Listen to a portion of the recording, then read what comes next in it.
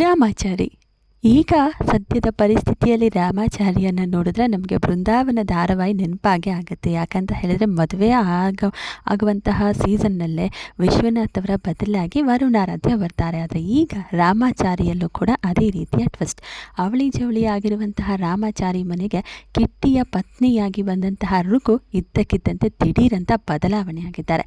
ಇಷ್ಟು ದಿನ ಮಾನ್ಯತಾ ಹಾಗೆ ವೈಶಾಖ ಇಬ್ಬರೂ ಕೂಡ ರಾಮಾಚಾರಿ ಹಾಗೆ ನಮ್ಮ ಚಾರುಗೆ ಕಾಟ ಕೊಡೋದಕ್ಕೆ ಅಂತಿದ್ರು. ಆದರೆ ಈಗ ಇಬ್ಬರೂ ಕೂಡ ಜೈಲಿಗೆ ಹೋಗಿದ್ದೇನೂ ಆಗಿದೆ. ಆದರೆ ವೈಶಾಖನ ಆಟ ಇನ್ನೂ ಕೂಡ ಮುಗಿದಿಲ್ಲ.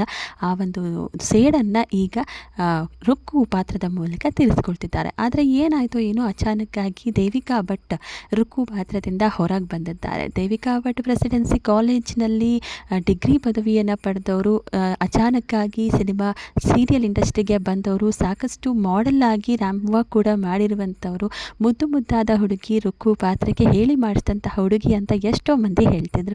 ಆದರೆ ಇದ್ದಕ್ಕಿದ್ದಂತೆ ತಮ್ಮ ಸೋಷಿಯಲ್ ಮೀಡಿಯಾ ಮೂಲಕ ಒಂದು ಕ್ಲಾರಿಟಿಯನ್ನು ಕೊಟ್ಟರು. ಮದುವೆ ಎಪಿಸೋಡ್ ಏನು ನಡೀತಿತ್ತು ಅದೇ ಅವರ ಕೊನೆಯ ಎಪಿಸೋಡ್ ಆಗಿರುವಂಥದ್ದು. ರುಕ್ಕು ಪಾತ್ರದ ಮೂಲಕ ಎಲ್ಲರಿಗೂ ಇಷ್ಟವಾಗಿದ್ದಂತಹ ಈ ಮುದ್ದಾದ ದೇವಿಕಾ ಭಟ್ ಈಗ ರಾಮಾಚಾರಿ ಧಾರಾವಾಹಿಯನ್ನು ತೊರೆದಿದ್ದಾರೆ. ಇದ್ದಕ್ಕಿದ್ದಂತೆ ವಾಕೌಟ್ ಆಗಿದ್ದಾರೆ. ಯಾಕೆ ಏನು ಅಂತ ನೋಡ್ತಾ ಹೋದರೆ, ರಾಮಾಚಾರಿ ಸೀರಿಯಲ್ನಲ್ಲಿ ಈಗ ಮುಂದೆ ಬರುವಂತಹ ರುಕ್ಕು ಪಾತ್ರ ತುಂಬಾ ನೆಗೆಟಿವ್ ರೋಲನ್ನು ಒಳಗೊಂಡಿದೆ. ಆದರೆ ಈ ರುಕ್ಕು ನೋಡೋದಕ್ಕೆ ತುಂಬಾ ಮುಗ್ಧ. ಈ ಮುಗ್ಧ ಮುಖದಲ್ಲಿ ವಿಲನ್ ರೋಲನ್ನು ನೋಡೋದಕ್ಕೆ ಹೇಗೆ ಸಾಧ್ಯ ಅಲ್ವಾ? ಸೊ ಈ ಒಂದು ಕಾರಣಕ್ಕೆ ಆ ಒಂದು ಪಾತ್ರದ ಬದಲಾವಣೆಯನ್ನು ಮಾಡಲಾಗಿದೆ ಅಂತ ಹೇಳಲಾಗ್ತಾ ಇದೆ. ಇನ್ನೂ ಒಂದು ಕಾರಣ ಅಂತ ಹೇಳಿದ್ರೆ, ಏನೋ ಒಂದಷ್ಟು ಕಿರಿಕಿರಿ ಮಾಡಿಕೊಂಡು ದೇವಿಕಾ ಭಟ್ ಅವರು ಆ ಒಂದು ಸೀರಿಯಲ್ನಿಂದ ಹೊರಬಂದರು ಅಂತಲೂ ಹೇಳಲಾಗ್ತಿದೆ. ಏನೋ ಒಂದು ರೀತಿ ಹುಡುಗಿಗೆ ಆ್ಯಟಿಟ್ಯೂಡ್, ಹೇಳಿದ ಮಾತು ಕೇಳಲ್ಲ ಅನ್ನುವಂತಹ ಒಂದು ಸುದ್ದಿನೂ ಕೂಡ ಇದೆ. ಇನ್ನು ಚಾರುಗೆ ಮತ್ತೊಬ್ಬರು ವಿಲನ್ ಬಂದಿದ್ದಾರೆ. ಹೊಸ ಪರಿಚಯ ಕೂಡ ಮಾಡಿದ್ದಾಗಿದೆ. ಹೊಸ ರುಕ್ಕುವನ್ನು ಕೂಡ ಪರಿಚಯಿಸಲಾಗಿದೆ. ರಾಮ್ಜಿ ಅವರ ನಿರ್ಮಾಣದ ಸೀರಿಯಲ್ ಅಂತ ಹೇಳಿದ್ರೆ ನಿಜವಾಗ್ಲೂ ಆ ಒಂದು ಪಾತ್ರಕ್ಕೆ ಕಾಯ್ತಾ ಇರ್ತಾರೆ, ಯಾವಾಗ ಯಾರು ಯಾವ ಆಡಿಷನಲ್ಲಿ ಸೆಲೆಕ್ಟ್ ಆಗ್ತಾರೋ ಅಂತ. ಆದರೆ ಸಿಕ್ಕಿದಂಥ ಅವಕಾಶ ದೇವಿಕಾ ಭಟ್ ಅವರನ್ನು ಕೈತಪ್ಪಿ ಹೋಗಿದೆ. ವರುಣ್ ಆರಾಧ್ಯಗೆ ಬೃಂದಾವನದಲ್ಲಿ ಒಂದು ಅವಕಾಶ ಸಿಕ್ಕಿತ್ತು, ಅದನ್ನು ಅವರು ಬಳಸ್ಕೊಂಡ್ರು ಇಲ್ವೋ ಗೊತ್ತಿಲ್ಲ. ಆದರೆ ದೇವಿಕಾ ಭಟ್ ಬದಲಾಗಿ ಈಗ ರುಕ್ಕು ಪಾತ್ರಕ್ಕೆ ಬಂದಿದ್ದಾರೆ ವಿದ್ಯಾರಾಜ್ ಅವರು.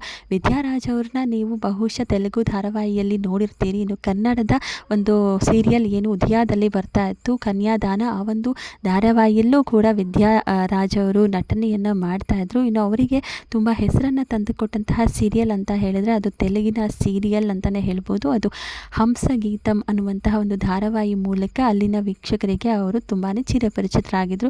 ಇನ್ನು ಕನ್ನಡದಲ್ಲಿ ಇವರು ಯಾವುದೇ ಒಂದು ಸೀರಿಯಲ್ ಮಾಡಿಲ್ವ ಅನ್ನೋದಕ್ಕೆ ನಾನು ಈಗಾಗಲೇ ಉತ್ತರವನ್ನು ಕೊಟ್ಟಿದ್ದೀನಿ. ಅದು ಕನ್ಯಾದಾನ ಅನ್ನುವಂತಹ ಧಾರಾವಾಹಿಯಲ್ಲಿ ಅವರು ನಟಿಸಿದ್ರು ಅಂತ.